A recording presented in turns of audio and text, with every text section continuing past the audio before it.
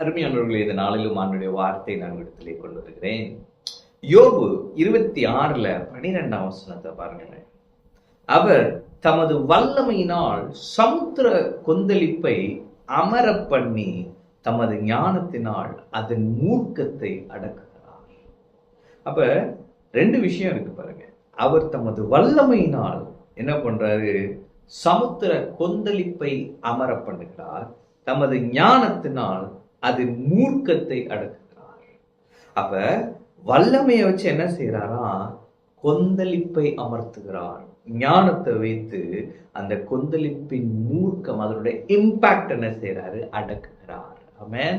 அப்ப இன்னைக்கு தேவன் பிசாசு உங்கள் வாழ்க்கையிலே செய்திருக்கிற சில காரியங்களையும் அதனால் உண்டாகும் இம்பாக்ட் அதையும் சரி செய்ய போறார். ஆமென்.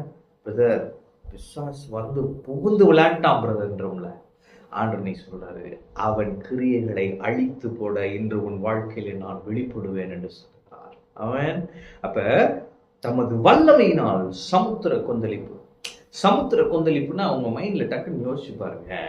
சமுத்திர கொந்தளிப்பு, நீங்க அப்படியே ஒரு படகுல போயிட்டு இருக்கீங்க, அல்ல ஒரு போட்ல போயிட்டு இருக்கீங்க, ஆனா சுத்தி நீங்க பாத்தீங்கன்னா கடல் மட்டும்தான் இருக்கும். அப்ப என்ன தெரியும்னா, அந்த கடலை பார்க்கலும் பெரிது ஒண்ணுமே இல்லைன்னு தெரியும்.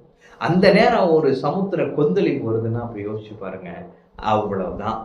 என்னை பார்க்கிலும் வல்லமை உள்ள கடல் அப்படிதான் இருக்கும்ல, என்னை பார்க்கிலும் கொந்தளிப்பு பெரியது அப்படிதான் இருக்கும்ல.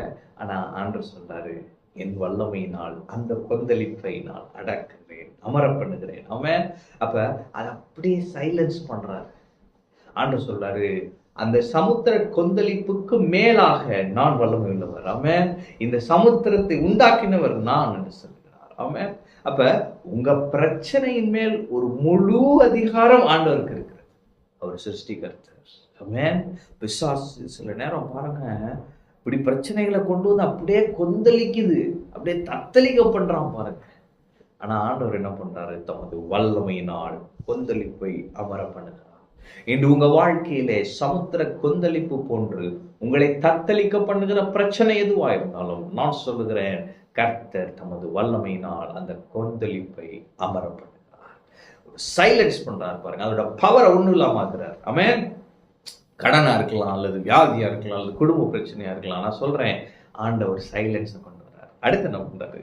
தமது ஞானத்தினால் அதன் மூர்க்கத்தை அடக்குகிறார். அவருடைய இன்டென்ஷன், அவருடைய இம்பாக்ட் அதை என்ன செய்யறாரு? அடக்குகிறார். அப்படின்னா என்ன?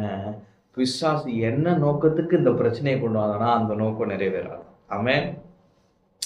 உனக்கு விரோதமாய் உருவாக்கப்படும் எந்த ஆயுதமும் வாய்க்காதே போகும். அப்படின்னா அதான் இது பாருங்க, எந்த ஆயுதமும் உனக்கு விரோதமாய் உருவாக்கப்படும் எந்த ஆயுதமும் வாய்க்காதே போகும். ஆயுதம் உருவாக்கப்படுது.